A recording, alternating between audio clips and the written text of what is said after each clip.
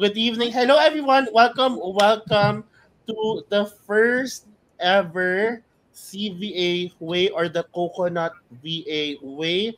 I'm Jam and I am your host for tonight. I am the sourcing and community manager of Coconut. Okay. And for the first round, for the first round, okay, kasi ang objective neto is to do this every last week of the month.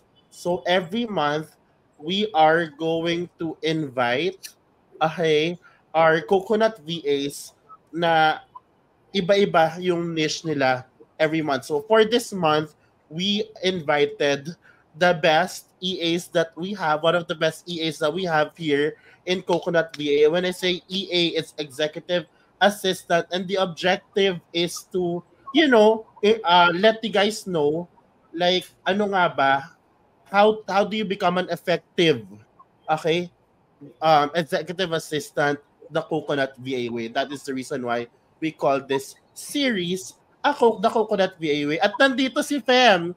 Hala, ang ating hiring manager ay nandito. Ang fresh daw natin, totoo. Totoo naman, syempre nagmana kami sa'yo, Mima. So, if you guys are ready to listen to this, comment ready if you're ready. Fem, nandito kayo naman. Do you mind sharing to our community, please? Our community Slack. Thank you so much, Mi. And comment ready if you're ready, guys. Comment ready if you're ready para makapagsimula na tayo and let's learn how to become the best or an effective executive assistant the Coconut VA way. Before we start, mga Mi, thank you, fam. Appreciate it. Before we start, everyone, let me introduce to you our speakers, okay? Isa-isa kong tatawagin ng ating speakers na napaka-fresh. Parang hindi na sa stress, no? From Coconut VA, our executive assistants in Coconut VA, and they will just give a quick intro like how long have they been here in Coconut VA, etc. Okay? So let's start with, of course, Kim. Hi, Kim. Hi, Jam. Hi, everyone. Well, my name is Kim, and I'm an EA here in Coconut VA, and I've been with them since last year, I believe March.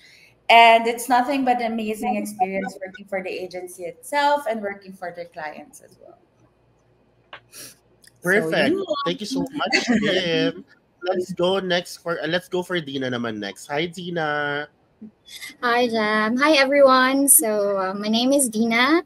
I've been with the Coconut VA for 6 months. So, just turned 6 months last July. So being with Coconut VA, it's amazing. Non-stressful, and the culture, it's really nice being part of the family. Oh, diba? It shows naman how fresh we are. So, no, not stressful. Diba? Hindi stressful, very positive ang Correct. culture. Hindi haggard, in short, diba? Thank you so much, True. Dina. And of course, we have Jessie. Hi, Jessie. Hi, good morning. So I've been with Coconut VA since October last year. So I'm turning 2 years with the same company, going strong. And I really love the relationship that we have with the Coconut VA company. Actually, we are not a company. We are not an agency. We are a family here. So Correct. really, really happy to be a part of this. Lovely people. So, Thanks, Jessie. Correct. We are a family here in Coconut. And of course, we would like to know first before we start with any EA topics now. Let's talk about like how did you find out about Coconut VA muna? So Kim, sige nga, what's your story? How did you find out about Coconut VA? Well, I think it's the same story for everyone. Yung TikTok video ni Eric, that's actually yun lang yung, oh, may Coconut VA. Weird name, but okay. So, trinay kong mag-apply because ayoko mag-join ng agency eh. Kasi I've had a bad experience. So, trinay kong mag-apply and then it's the best decision I've ever made. O, diba?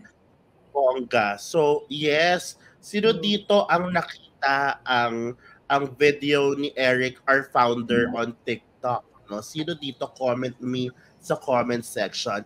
Thank you, Kim. How about you, Dina? How did you find out about Coconut VA? Job posting sa Facebook, and then kasi may page kami na mga VAs lahat, and then they post like jobs, there are different jobs, so nakita ko lang siya. I say, oh, EA job, so try ko mag-apply, and I really thought na like no chance, because it was like a month or over a month before I got a response, but luckily I diba? got in. Worth the wait, me. Congratulations, Yes, diba? of course. Yes. Thank you, Dina. Ayan. Jessie, hello. How about you? How did you find out about Coconut VA? So definitely, I'm a Facebook fanatic. So just have to search executive assistant hiring, and automatically Coconut VA will show up, and very specific naman yung hinihingi nila how to apply. Sorry, na-busy ako kakabasa ng comment. So thank you so much. Nice to meet you too. Maka-celebrity. Ano daw? So, Correct. daw po. Yes, go to very, very easy the application process that we have. So we do have the Facebook post, especially the one with Jam Blauta. Parang nagpa-plug na eh. So that's how I found out about Coconut VA. Just a Facebook platform. It's very easy, and they have this form that usually that's still the way we applied right now, because I've been asking some of my friends to apply too.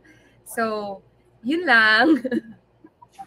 O, diba? Facebook pa rin talaga. And yes, we are very active on Facebook, guys. Especially our Facebook group where we post all our job openings there. So I actually added the link right there in the comment section, so you guys can save the link so you guys can apply after. But hey, we're very excited to, talk about becoming an effective executive assistants, and I'm happy na you guys said yes to this. Maraming salamat, because I know you guys are busy, but you guys gave time for this. So maraming salamat. Let's not prolong everything. So my first question is, okay, and I will ask everyone one by one, okay? But my first question is, what was your job before you chose to become an executive assistant? Let's start with Kim. Me, probably just assisting my dad sa company niya. It was my first ever job remotely as an executive assistant. So wala akong ibang job. Ito lang. Previously, yeah. So pretty much admin tasks Yes, correct. Your dad. After I graduated, parang yun na. I work remotely na. Ayun, perfect. So talagang skills talaga ang labanan, hindi naman like literal actual experience. Perfect. Agree. Perfect. How about you, Dina? Like, what were you doing before becoming an executive assistant? Actually, nag-start ako ng BPO 2009. So BPO. So I started like doing surveys, and then I ventured to customer service, and then I also became a QA, and then billing specialist. I think napagdaanan ko na lahat before yes, before I decided to like try freelancing or like work from home, because that was the time na I was like on a high risk pregnancy. So I chose to stay at home, but I don't like just staying at home because I was always working. So that's when I started like cold calling, and then I said, parang nakakapagod mag-calls. Nawawalan ako ng bosses and all. So I actually tried applying for an EA, but I don't have experience. Like wala talaga. And then someone hired me, and then nag-training like all videos lang. No other training but videos, and then dun ako nag-start. Yun, so started from BPO, no? Tapos nag cold calling, napagod mag-cold calling, kaya nag-training at naging EA. So, sino dito ang BPO ngayon? Comment BPO. Ayan. Hi, Josh! Ay, si Josh andyan, no? Sino dito ang galing BPO or nasa BPO ngayon? Malay mo, ikaw na ang future executive assistant. Ayan, di ba? How about you, Jessie? What's your story? So, I started the industry, with the industry, sorry, BPO industry. Loyalist pa din talaga, no? Oh. Exactly the time I turned 18. So, BPO was the one who helped me through. Actually, I did graduate college when I was 32. I know, paghalata edad. So, Ay, so I graduated college when I was 32. And the BPO industry helped me finish my studies. Kaya, go with the goals lang, ambitions and all. So, baliktad ako eh. Una, nakaanak before nakasawa, before nakagraduate. Tapos, eto na, I'm here with freelancing or remote work. So, previously, before working with the CVA, I already started with remote work.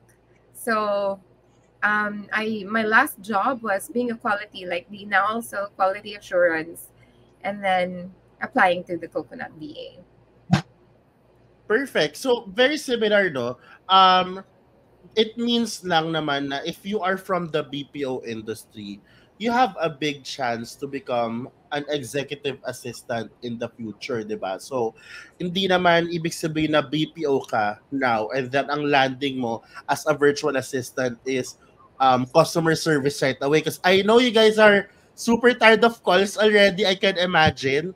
No, kasi usually pagka BPO, di ba, meron sila mga sales background to lead generation, ganon. So, usually, pag lumipat sila sa virtual assistants, pag nagka-career shift sila, they land sa customer service or appointment setting. Pero, guys, may chance para maging isang executive assistant once you know, switch to becoming a digital professional, no, as a virtual assistant, no, as an executive assistant. So, ayan, success stories nila. So, super inspiring. But before we even move further, no, like move forward, para sa inyo, baka kasi hindi nila alam, what is the definition of an executive assistant? Ano ba yung job description ng isang executive assistant? Sige nga, Kim, do you mind starting, please? Sure. Well, for me, an executive assistant is kind of the backbone of the CEO or your executive, providing essential support to help them achieve their goals because busy sila eh. And most of them, they are not organized. So in that essence, um, we are a vital partner to the CEO, enabling the executive to focus on the high level strategic tasks, while Mm-hmm. us managing the details that keep the organization moving forward. Yung mga Correct. nami-miss nila, tayo yung nag-handle nun. So, the company keeps on moving kahit may mga lapses silang nagagawa. So, Right, yun. right. And you are that person. You are that person who will make things happen. Will have Of this course.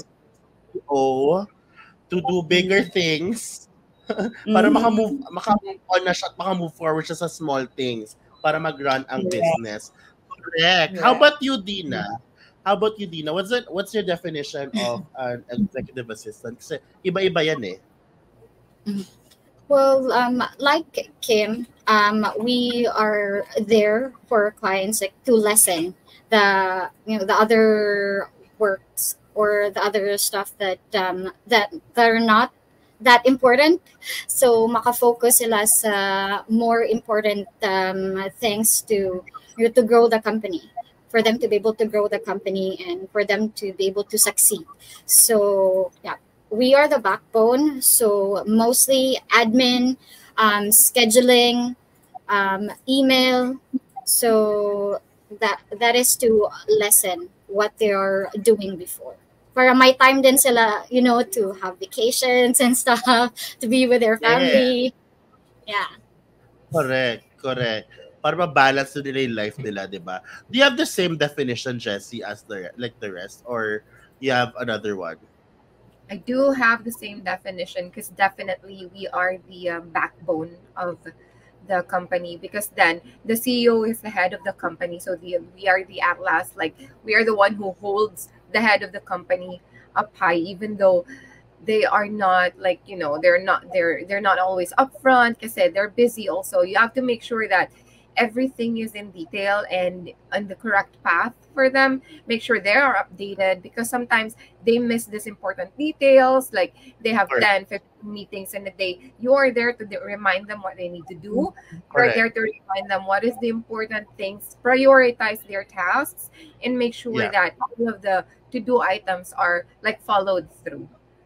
So very important So is the those are the tasks. Those are some of the tasks of an executive assistant, guys. No, calendar management, appointment setting, all of those. So what are the other tasks? Since I mentioned ni Jessie, thank you, Jessie. What are the other tasks? Like ikaw, Kim, what do you do as an EA to your client? Being an EA kasi is very flexible when it comes to task. They can just throw away anything to you. And kung di mo man alam, you can just research, reach out to your CEO, just let them know, communicate with them. For me, probably yung mga tasks na nahawakan ko is project management. So, project admin, finances, minsan merong graphic designs, SEOs, mga reportings, ganon.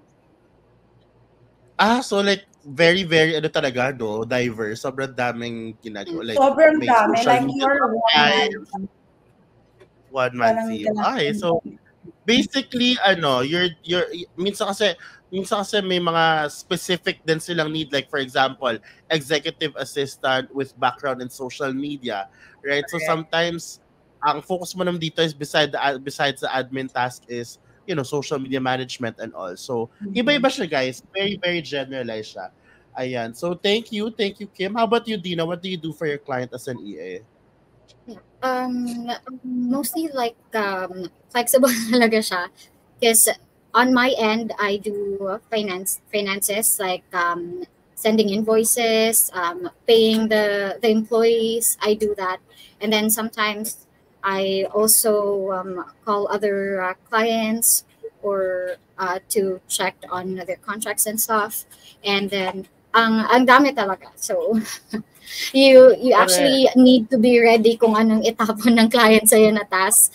So kailangan, yeah, always ready. So dapat, no, guys, dapat you guys are resourceful, kasi there are times, or was there a time na client wanted you to do something for him or her, and then you don't know how to do it, and then ang karaming is YouTube or Google. Was there a time Yeah, YouTube, like videos, like how to do it, and then search lang. So many tutorials online talaga, guys. So talagang dapat handa ka. Dapat beshi mo si Google and YouTube, no? At saka si TikTok for short form video. So very, very good. So kung ang isang tao or isang applicant ay gusto maging EA, ano ba ang mga skills na dapat meron sila or tools na dapat matutunan nila? So siguro isa-isa tayo, Kim. Kim, ano yung dapat, give one tool na dapat matutunan nila? When it comes to tools, kasi it depends on the client. So basic lang muna, let's say Microsoft Suite, Google Suite, yun yung pinaka-basic na kailangan alam mo. And you really have, being an executive assistant, kailangan malakas talaga yung loob mo. And second is communication skills.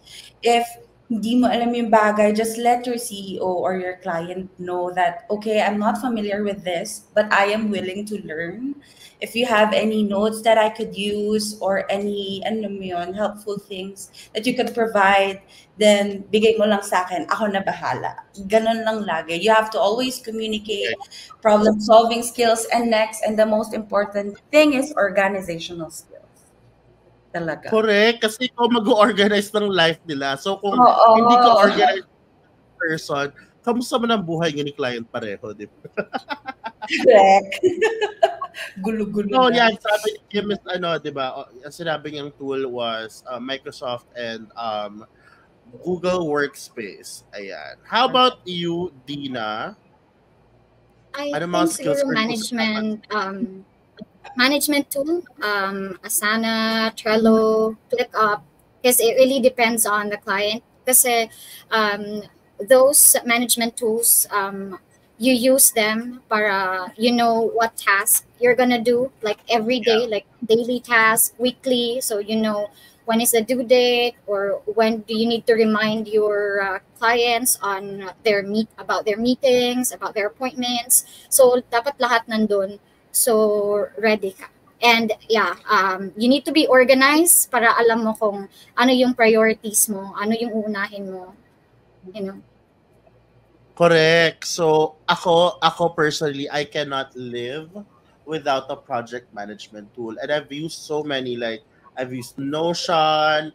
Ako, actually, pinakauna ko na-try Trello. Ayan, Trello, era muna ako ng mga 2020, 2021. Ayan.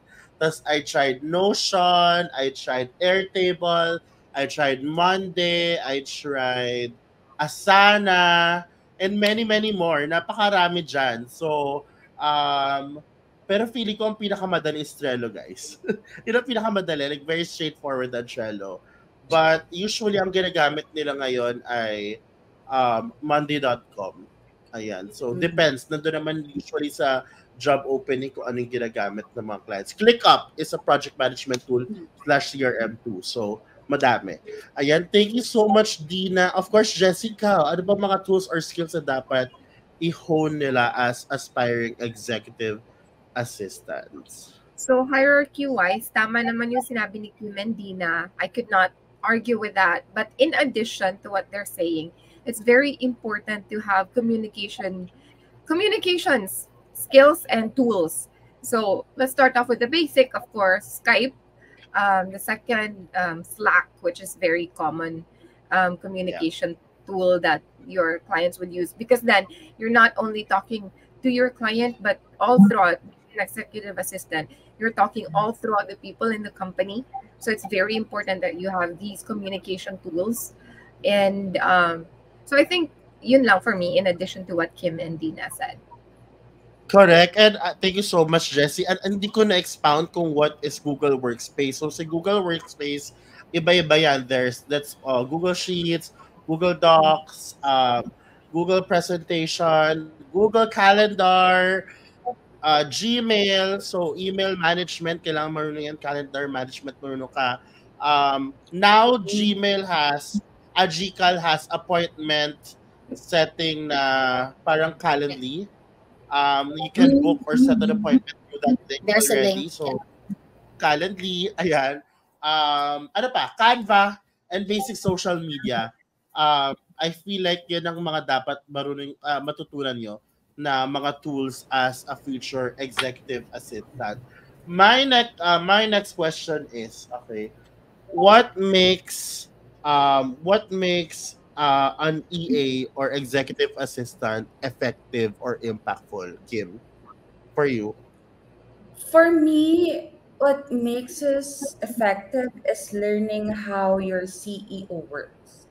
You have to understand and adapt to their work style and ethic so you can anticipate the needs and handle the tasks in a way that your CEO will do or under his preferences.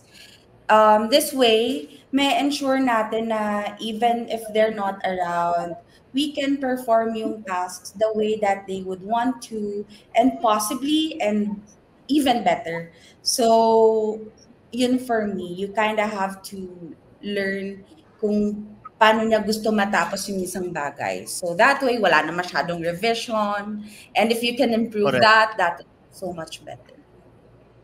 Yeah, I believe so. No, I think that is one thing you have to learn before anything else is dapat you're on the same page and same language Mhm. kayo ng client mo, because after that everything will follow. Correct. Correct. Ayan. Thank you, Mm. Kim. How about you, Tina? For me, I think being proactive. So not just because you are given a certain task and then after that you won't do anything. So if you're done with your task, you need to ask your client, is there anything else I can help you with? You can go an extra Yes. mile, to help them with the other things that maybe they need help. So just don't stick with the task that you're doing every day. So kailangan mo din like to go an extra mile. And being proactive is really like a good chance to show your client like what your like skills are when it comes to being an executive assistant.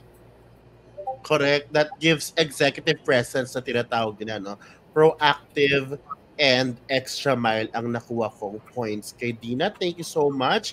And of course, Jessie, how about you? What makes an EA effective? Yeah, so basically nowadays we are being threatened. Our job as remote people is being threatened by the AI technology. So as we all know, AI has taken over the world, but the only difference that we have with the AI technology is that we put heart into our work. So I really believe that the personality that you put into your work is the essential thing that you do. The most important thing that we add to our job. So, yun lang, medyo ano pa rin, piya pa rin. Do it with a heart. So, yun. Yes, confidently beautiful with a heart. Ganon. Diba? Pang malakas ang mga sagutan ng mga EAs Agree. natin. So, kung ano ba naman yan? Okay, very good. Naka-proud. Ayan. Alright, so, second to the last question, guys. So I know you guys have questions sa comment section. Let's park that because after the interview is magkakaroon tayo ng Q&A. So kung may questions kayo, please, write it down and later let's comment that in the comment section. But, okay, for you, okay, if there are people or applicants who wants to apply as an EA kay Coconut, ano ang tips nyo? Okay, as in them applying as an EA kay Coconut. Ano mga tips mo? Let's start with Jessie naman. May iba naman ang ikot. Kay Jessie naman tayo mauna. Correct. Tama yan. Tips for applying with Coconut VA. Research, guys. I know that we already have our default resume, default video, default audio recordings.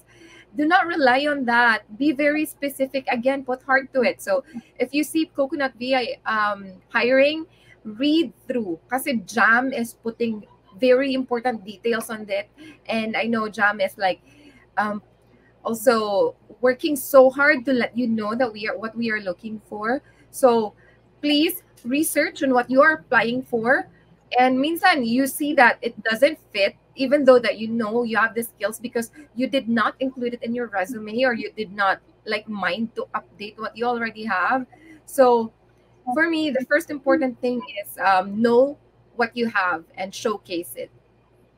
Correct. Tama. Know what you have and showcase it. Perfect. Thank you so much, Jessie. Alam mo guys, actually everything is there. The job postings, a lot of them kasi they don't read the description of the job postings. Lahat nandoon. Also, I'm sure not everyone knows that we created like a playlist of like 5 modules of tips on how to apply properly kay Coconut VA. Like step-by-step tips. Diba? Nandoon yun sa YouTube channel natin. So, I suggest before you apply, watch that 5 modules. Lahat nandiyan, guys. So, sayang. Para when you apply, tama yung procedures nyo. And may higher chance na, mag-stand out kayo versus the rest of the applicants out there. Thank you, Jessie. How about you, Dina? I think for me, proofread, especially since we have a default resume.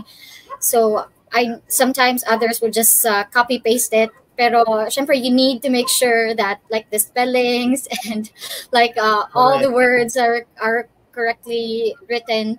And then, don't put skills that you don't have or that you don't know.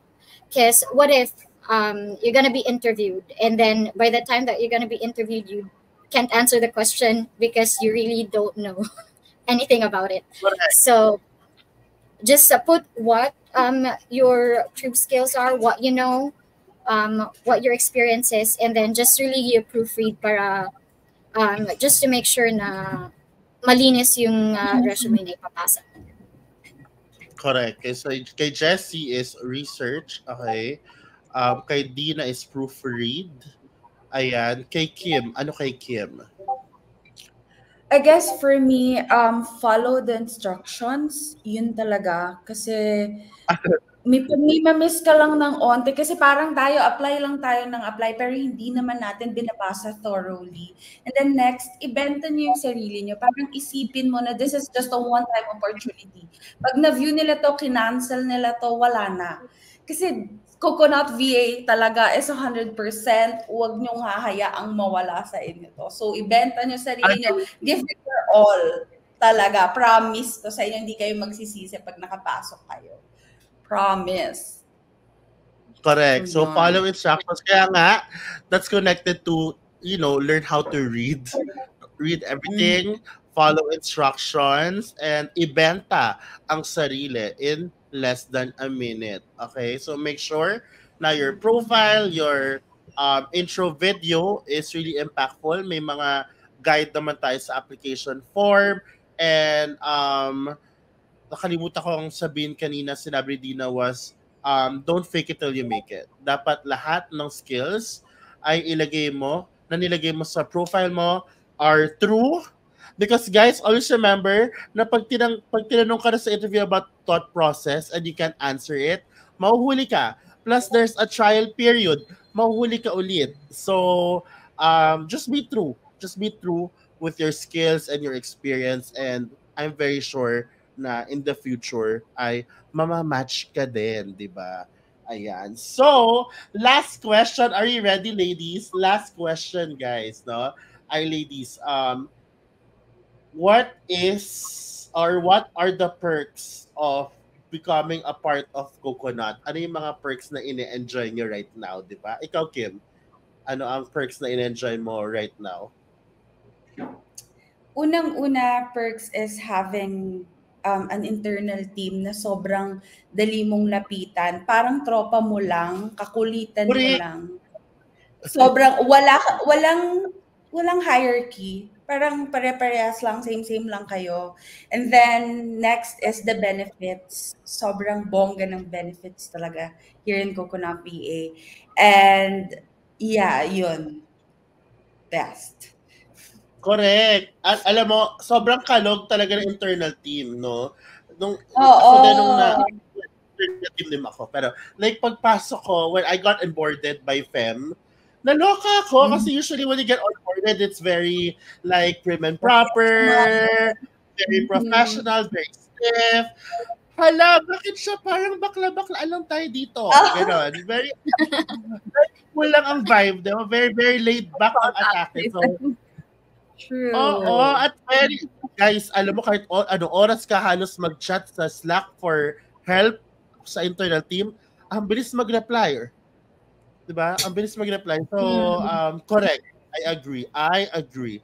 How about you, Dina? Ikaw, ano yung mga ine-enjoy mo ngayon na perks of becoming part of Coconut? I think like even if 6 months pa lang ako, I already received a lot, especially when I was part of the getaway. So I didn't expect that, especially like I think I was a month or two when I joined the getaway, and then the benefits, that's and of course the culture. Walang, siguro the culture in Coconut VA is the best. You can talk to anyone, especially the internal team. You can always like ask them anything, ask help, just make chika. Especially si Fem, ang dali niya mag-reply. I think 24 hours siya online. So, yeah. And, kahit yung ibang VAs, even if you're not seeing each other, you can still make friends with them. So the culture is really great. Correct. And she mentioned about getaway. So if you guys don't know, last April, week one of April, Coconut brought like hundreds of like 100 plus VAs sa Boracay. All expenses paid, luxury, hindi siya like budget travel. No? Ang ganda kaya ng hotel namin, hello. No, ang ganda kaya ng hotel namin. Tapos yung mga food namin pang malakasan. So, and we really had fun. It was like 3 days, 2 nights, right? We really had fun. We did our like team building in the islands, Buka Beach, and talagang ang kakatuwa kasi this is the first time we all came together with the founders and the internal team. And first dinner pa lang, pagdating ng mga VAs, kasi mga internal team, punta na kami ng ahead, like days ahead eh. But when we had our first dinner together with the VAs, parang matagal na kayo magkakatsikahan, para magka-vibe na agad, nakakaloka. Kaya super talaga, that talks about culture talaga na meron kami pang malakasan. Thank you, Dina.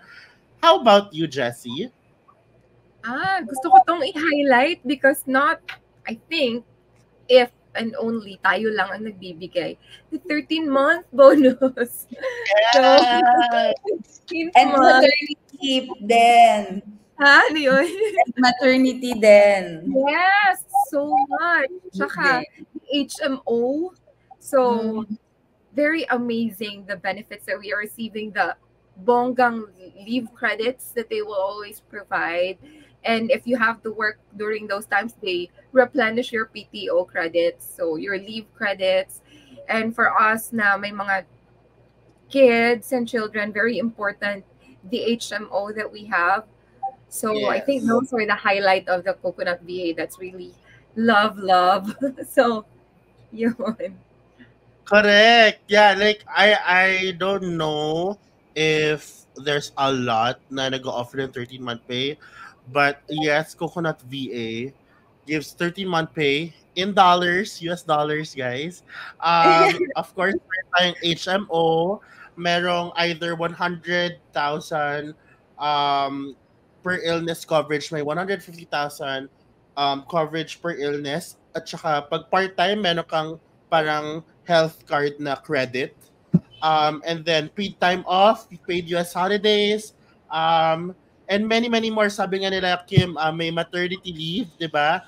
Meron din yan. And guys, ang pinaka-proud kami is wala kaming nakakalokang time tracker. We don't believe in micromanaging, guys. Hindi kami nag-micromanage dito. Our time tracker is Jibble, but it doesn't screen record, it doesn't screenshot. Wala. Hindi yun nagda-notify ng 5 minutes, hindi gumagalaw yung mouse mo. No, so wala na tayong mga clicker dito, hindi uso yan dito, no. Ang purpose ng table namin is for time in time out, for timekeeping purpose, para pag sumahod ka kompleto, 'di ba? So yun lang yun. But we work here based on trust.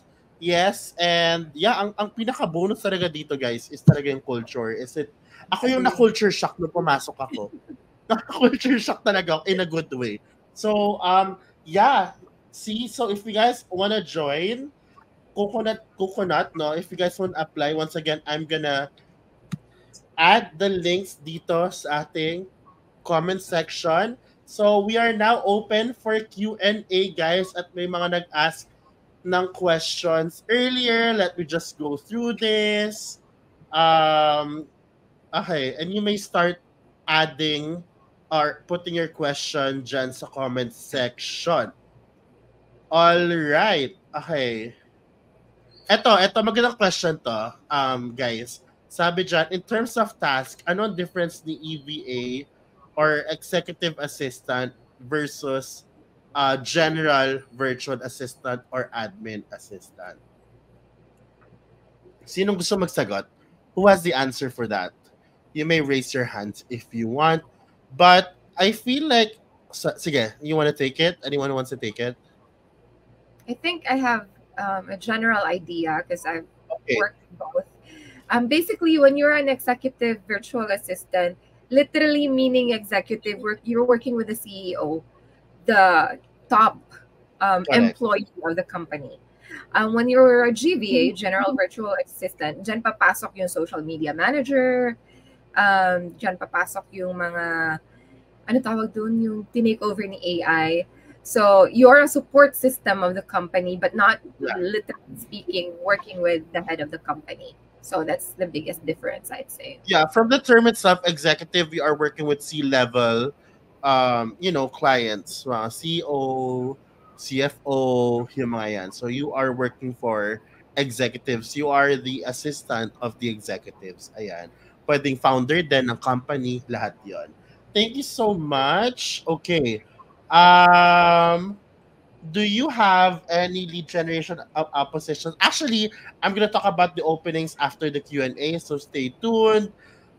May chance po ba ang mga newbie makaland ng client? I mean, yung mga career shifter na wala talaga experience as EA at sa VA industry. Dito sa Coconut, guys, okay, as long as you have a year of VA experience or BPO experience or any remote work experience or any international based company experience, pasok.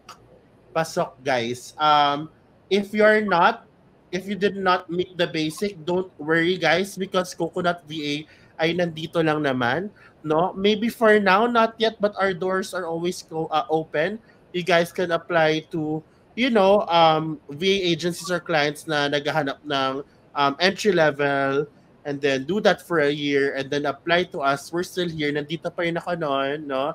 We'll be waiting for you. No, we'll be welcoming you. So, hindi man ngayon ang time mo, pero in the future, magiging coconut ka din. Come on, magiging coconut, gano'n.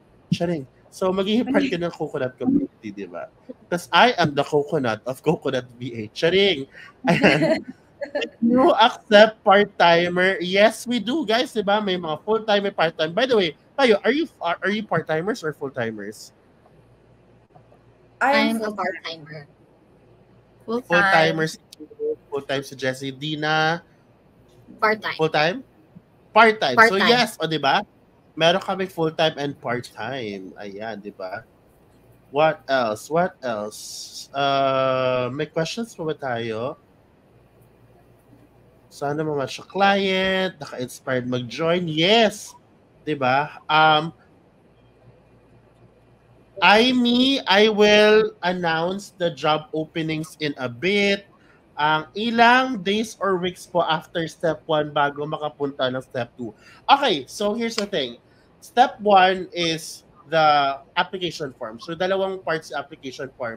Part 1 is the pre-qualifying quiz, very short.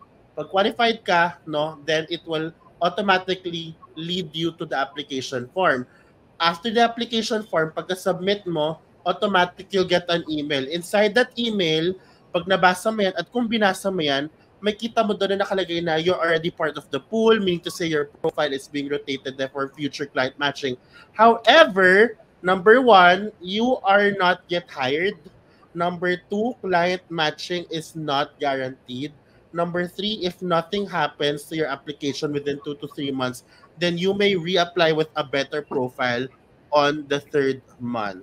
So, ganun po siya. So, here in Coconut VA, hindi naman tayo exclusive, no? Ibig sabihin, you guys can get clients outside kasi come in as an independent contractor. So, as you are waiting, no, to be matched, no, you can apply sa ibang clients too para hindi sayang ang time. Okay?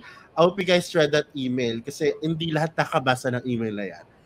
Alright, kung wala na pong questions, guys, our job openings right now are the following. We are looking for project managers, paid media specialist, e-commerce web developer, social media manager, marketing content creator, literally content creators na can do marketing, appointment setter and or cold caller, and sales development representative. Yan ang mga openings namin right now. So if you wanna check all the job openings, nandito po yan, nakalink po yan under application walkthrough. All the links that you need are there. Ayan, sabi dito ni Jess, I have been a member of CVA group for a month. Free training. Sobrang blessed ka sa Training Unlimited. I hope I can be a part of this study. Sobrang nakaka-snowballer kong agency. So dito guys, if you guys don't know, our average, company average pay, ibig sabihin pag pinagsama may hourly rate ng mga VAs namin dito sa Coconut VA, it's $8.2 na tumaas na tayo. It's 8.2 US dollars na, meaning to say, ang range ng hourly rate ng mga VAs namin is from $7 to $12 plus per hour. So, ang pinakamataas na rate ata na meron kami ng isang VA namin is $15 an hour. So, yes, above, one highlight here is that above average pay ang meron dito sa Coconut VA compared to the rest. Diba? So, yun. Ladies, thank you so much for joining me tonight. Sana marami kayong natutunan, no?